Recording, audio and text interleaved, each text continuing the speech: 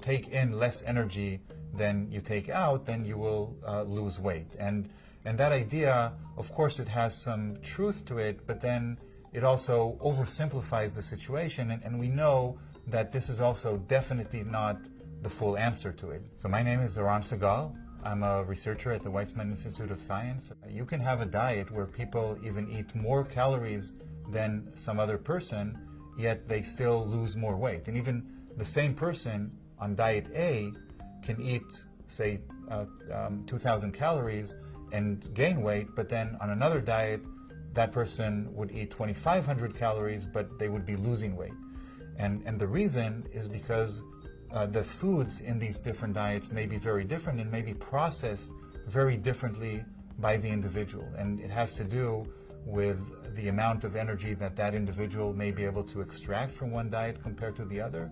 And we really think that a key aspect for measuring that has to do with your blood glucose level response to those foods, because that really dictates then the amount of insulin that your body secretes, and that is directly affecting the amount of fat storage that will be caused by consumption of these foods. One of the reasons why you really see this phenomena that on the same food, some person would gain weight and another person would lose weight, a lot of that, we believe, has to do with differences that we have in our gut bacteria, because the gut bacteria would be processing and be involved in metabolizing the foods very differently in each person. So each of us actually has a tremendous amount of different bacteria living within our body. Some bacteria will thrive on some food and other bacteria will thrive on other foods. They're really heavily intertwined with our metabolism